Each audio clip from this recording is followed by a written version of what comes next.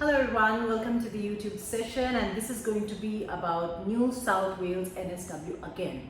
Why?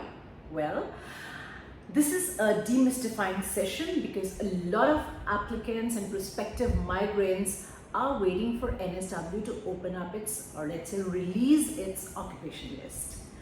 Little realizing that the state of NSW is not going to release any occupation list.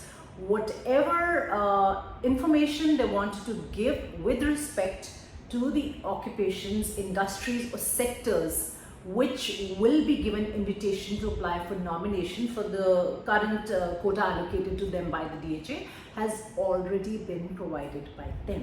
So please stop waiting for the occupation list and understand the sectors that they're talking about so that you have a fair understanding of whether you have chances to get your invitation for nomination from NSW or not. So let's get started.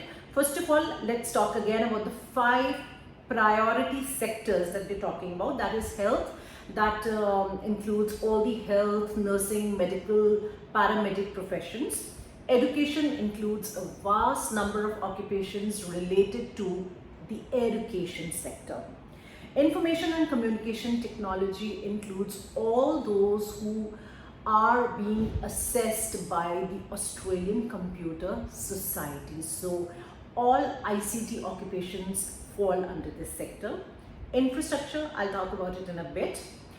Agriculture, all occupations such as all sorts of farmers, agriculture scientists, agriculture technicians, agriculture consultants, commodity traders, food and safety inspectors and so on fall under this group. Now, infrastructure is a sector that is a little mind-boggling. People are confused as to what infrastructure means. So let me tell you, it's very difficult to define the term infrastructure because there are all sorts of terminologies associated with this term. There's soft infrastructure, there's hard infrastructure. So when we are generally speaking about infrastructure as a sector, we're talking about occupations that directly support the infrastructure and occupations that indirectly support the infrastructure. So some of the examples I can give you, but however, you must know that these occupations of course are not limited to this, and this is my understanding.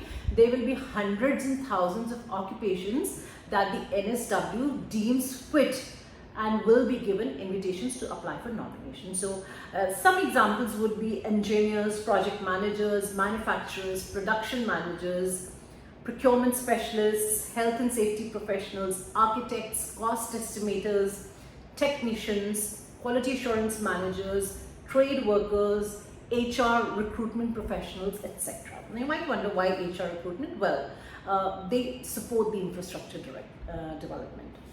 Now, the NSW has also made very clear in the most recent communication that in addition to those whose occupations fall in these 5 sectors, we will also be issuing invitations to apply for nominations to those who do not fall under the non-priority sector.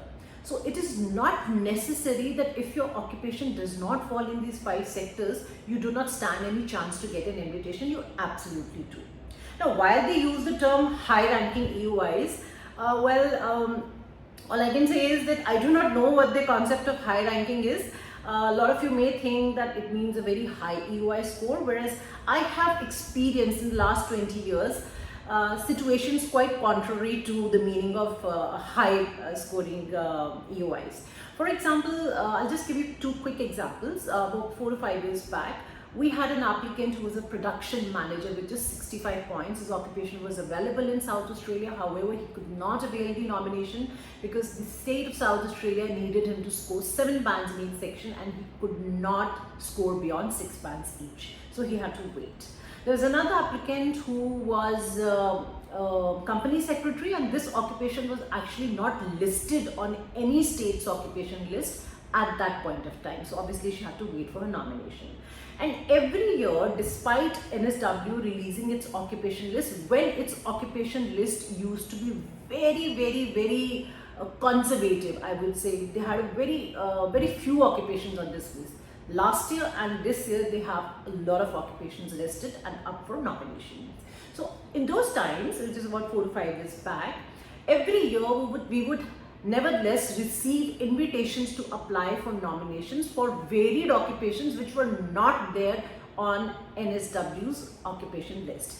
And interestingly, a person who was unable to get a 491 nomination, or if it was 489 at that time, because of not having 7 bands each, ended up getting an invitation with 6 bands, just 65 points from NSW. And the company secretary, who was also sitting at 65 points and 6 bands each, whose occupation was not listed in any state, also received an invitation for a 190 nomination from NSW. Yes, this does sound a little bizarre, but this has been happening. Offering the invitations is entirely at the discretion of the NSW government. They may pick and choose anybody. Now, somebody with 65 points can never be looked at somebody with a high ranking EUI, but this has been on, it has been a practice, and please do not rule out NSW at all, because you will just be surprised. You may get an invitation because they very categorically mentioned that in addition to the priority sectors, we will be also inviting applicants from non-priority occupations. So if your occupation is not there, that may not be the end of story as far as the NSW is concerned. Now, I'd also like to remind you here that NSW should have already begun its 190 invitation rounds. I think that would be onshore to begin with. We are yet to get any invitations from NSW for 190 offshore applicants. As far as 491 applications are concerned, NSW will be starting its invitation round as soon as they are done dealing with the previous applications that were launched. So I'm guessing towards the end of this month, the invitations from NSW should start.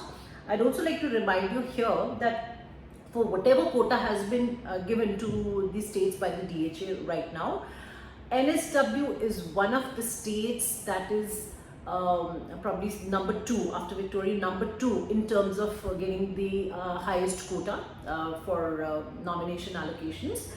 And for 491, NSW is the state that is going to give out the highest number of 491 nominations.